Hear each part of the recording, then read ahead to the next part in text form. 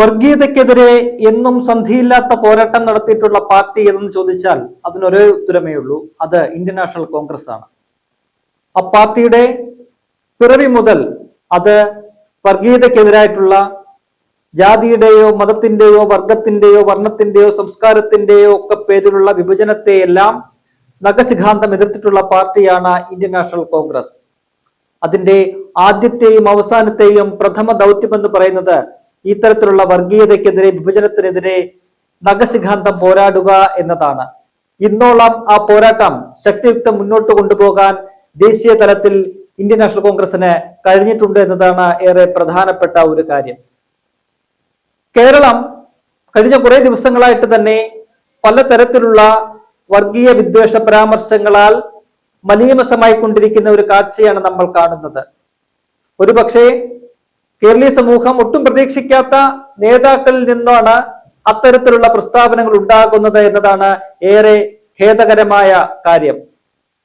നമുക്കറിയാം, SNDP എന്ന് പറയുന്ന മഹാപ്രസ്ഥാനത്തിന്റെ തലപ്പത്തിരുന്നു കൊണ്ട് വെള്ളാപ്പള്ളി നടേശൻ എന്ന് പറയുന്ന ഒരു നേതാവ് നടത്തുന്ന അങ്ങേയറ്റം വർഗീയപരമായിട്ടുള്ള വിദ്വേഷപരമായിട്ടുള്ള പ്രസ്താവനകൾ അത് കേരളത്തിന്റെ പൊതു മനസാക്ഷിയെ എത്രത്തോളം മുറിവേൽപ്പിക്കുന്നുണ്ട് എന്നത് തിരിച്ചറിയേണ്ട ഒരു കാര്യം തന്നെയാണ്.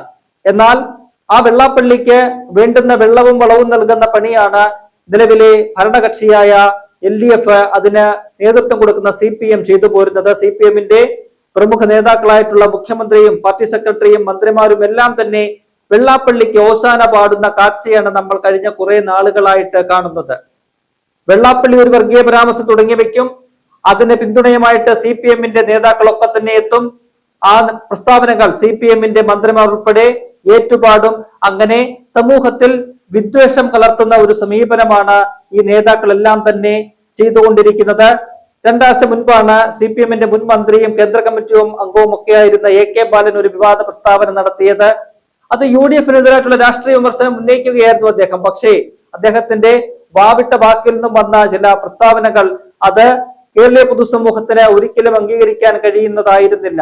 UDF അധികാരത്തിൽ വന്നാൽ ജമാഅത്തെ ഇസ്ലാമിയെ പോലൊരു സംഘടന കേരളം ഭരിക്കുമല്ലെങ്കിൽ ആഭ്യന്തരം ഭരിക്കുമെന്നൊക്കെ AK ബാലൻ കണ്ണും പൂട്ടി പറയുന്നത് എന്തടിസ്ഥാനത്തിലാണ് എന്നത് ഇപ്പോഴും കേരളീയ സമൂഹത്തിന് മനസ്സിലായിട്ടില്ല. ഏറ്റവും ഒടുവിൽ കഴിഞ്ഞ ദിവസമാണ് പിണറായി മന്ത്രിസഭയിലെ ഇപ്പോഴത്തെ ഒരു അംഗമായിട്ടുള്ള സജി ചെറിയാൻ അദ്ദേഹം അതിഗൗരവതരമായിട്ടുള്ള ഒരു വിവാദ പരാമർശം നടത്തിയത്. അദ്ദേഹം ഈ പറയുന്ന പോലെ ഇവിടെ ധ്രുവീകരണം നടക്കുന്നു, മതധ്രുവീകരണം നടക്കുന്നു എന്ന് വരുത്തി തീർക്കാനായിട്ട് അല്ലെങ്കിൽ അത് സ്ഥാപിക്കാനായിട്ട് സജി ചെറിയാൻ പറഞ്ഞത് തദ്ദേശ തെരഞ്ഞെടുപ്പിലെ മലപ്പുറത്തെയും കാസർഗോഡെയും ഒക്കെ തന്നെ തദ്ദേശ തെരഞ്ഞെടുപ്പിലെ വിജയികളുടെ പേര് നോക്കണമെന്നാണ്. അദ്ദേഹം മലപ്പുറം എന്ന ജില്ലയെ എടുത്തു പറഞ്ഞുകൊണ്ട് പറയുമ്പോൾ അത് എന്താണ് അദ്ദേഹം ഉദ്ദേശിക്കുന്നത് എന്ന് വളരെ വ്യക്തമാണ്. നേരത്തെ കഴിഞ്ഞ കുറെ കാലമായിട്ട് വെള്ളാപ്പള്ളി നടേശൻ പറഞ്ഞുകൊണ്ടിരിക്കുന്നതിന്റെ മറ്റൊരു പതിപ്പാണ് ഈ സജി ചെറിയാൻ ഇന്നലെ പറഞ്ഞത്. അത് വലിയ വിവാദമായിട്ടും അതിനെ തള്ളിപ്പറയാനോ മന്ത്രിയെ കൊണ്ട് തിരുത്തിക്കാനോ പാർട്ടി നേതൃത്വം ഇതുവരെയും തയ്യാറായിട്ടില്ല എന്നതാണ് അത്യന്തം ആപൽക്കരമായിട്ടുള്ള ഒരു കാര്യം.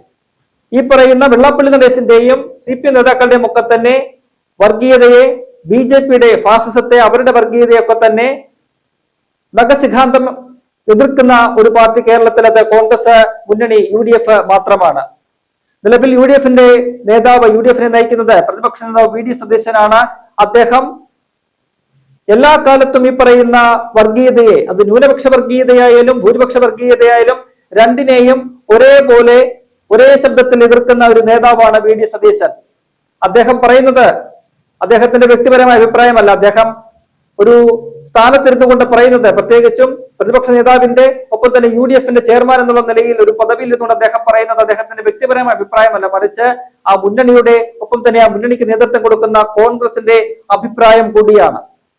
അതിന് VD സതീശന് എന്താണ് അധികാരം, അവകാശം എന്നൊക്കെ ചില സമുദായ സംഘടനാ നേതാക്കൾ ചോദിക്കുന്നത് എന്തടിസ്ഥാനത്തിലാണ് എന്ന് മനസ്സിലാകുന്നില്ല. എന്തായാലും ഈ വെള്ളാപ്പള്ളി കഴിഞ്ഞ 1-2 വർഷമായിട്ട് നടത്തുന്ന ഈ വർഗീയ പരാമർശങ്ങളെ ശക്തമായിട്ട് എതിർക്കുന്ന നേതാവാണ് VD സതീശനും ഒപ്പം തന്നെ കോൺഗ്രസിന്റെ മറ്റ് സമുന്നതരായിട്ടുള്ള നേതാക്കളും എല്ലാം തന്നെ.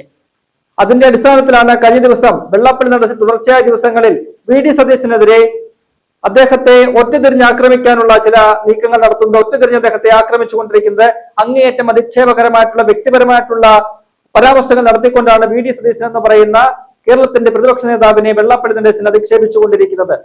വി.ഡി. സതീശന്റെ വട്ടാണ്, അദ്ദേഹത്തെ ഉളംപാറിൽ കൊണ്ടുവിടണം, അദ്ദേഹം ഇന്നലെ പൂത്ത തകരയാണ് എന്നൊക്കെയാണ് വെള്ളാപ്പള്ളി അദ്ദേഹത്തെ അധിക്ഷേപിക്കുന്നത്.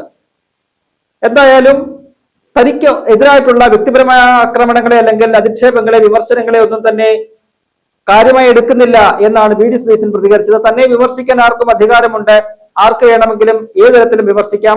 അത് എങ്ങനെ വിമർശിക്കണം, ഉപയോഗിക്കേണ്ട പദങ്ങൾ എന്തൊക്കെയാണ്, അതിനകത്ത് മിതത്വം പാലിക്കണം എന്നൊക്കെ വിമർശിക്കുന്നവരാണ് തീരുമാനിക്കേണ്ടത് എന്ന് അദ്ദേഹം പറയുന്നു. താൻ പക്ഷേ ഒരാളെ പോലും ഇതിന്റെ പേരിൽ വിമർശിക്കില്ല. പക്ഷേ വർഗീയത ആര് പറഞ്ഞാലും അതിനെ ശക്തിയുക്തം എതിർക്കും, അതിനെ അങ്ങേയറ്റം ശക്തമായ ഭാഷയിൽ വിമർശിക്കുമെന്ന് വി.ഡി. സതീശൻ ഇപ്പോഴും ആവർത്തിക്കുന്നുണ്ട്. എന്തായാലും ഇന്നലെയാണ് എറണാകുളത്ത് മറൈൻ ഡ്രൈവിൽ കോൺഗ്രസിന്റെ വിജയോത്സവം 2026 മഹാപഞ്ചായത്ത് എന്ന് പറയുന്ന പരിപാടി സംഘടിപ്പിച്ചത്.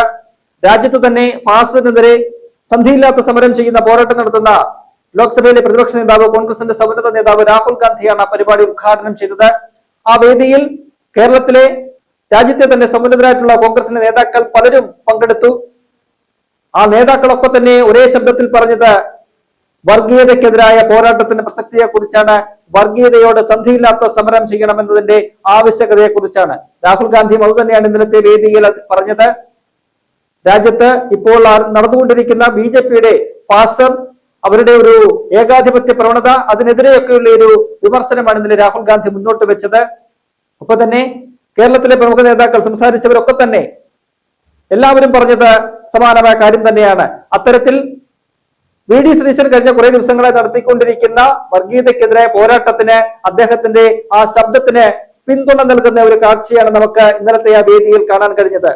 മുൻ KPCC അധ്യക്ഷൻ, ഇപ്പോഴത്തെ രാഷ്ട്രീയകാര്യ സമിതി അംഗവും മന്ത്രിയുമൊക്കെയായിരുന്ന കെ മുരളീധരൻ, ഒപ്പം തന്നെ എറണാകുളം DCC പ്രസിഡന്റ് മുഹമ്മദ് ഷിയാസ്, ഒപ്പം KPCC വർക്കിംഗ് പ്രസിഡന്റ് ആയിട്ടുള്ള AP അനിൽകുമാർ തുടങ്ങി KPCC അധ്യക്ഷൻ ഉൾപ്പെടെയുള്ള പ്രമുഖ നേതാക്കളെല്ലാം തന്നെ ഇന്നലെ സംസാരിച്ചപ്പോൾ അവരുടെ എല്ലാം ശബ്ദത്തിൽ നിറഞ്ഞു നിന്നത് ഒരു പൊതുവായിട്ടുള്ള ഒരു കാര്യമെന്ന് പറയുന്നത് വർഗീയതയോട് യാതൊരു വിധത്തിലും സ്വന്തം ചെയ്യാൻ കഴിയില്ല എന്നതാണ്. അത് തന്നെയാണ് വി.ഡി. സതീശനും കഴിഞ്ഞ കുറെ ദിവസങ്ങളായിട്ട് പറഞ്ഞുകൊണ്ടിരിക്കുന്നത്. അപ്പോൾ ആ വിഷയത്തിൽ വി.ഡി. സതീശൻ ഒറ്റയ്ക്കാണ് എന്ന് ആരെങ്കിലും വരുത്തി തീർക്കാൻ ശ്രമിക്കുന്നുണ്ടെങ്കിൽ അവർക്ക് തെറ്റുപറ്റി എന്നാണ് ഇന്നലെ മറൈൻ ഡ്രൈവിലെ ആ വലിയ ഒരു മഹാസമ്മേളനം അത് വിളിച്ചു പറയുന്നത്.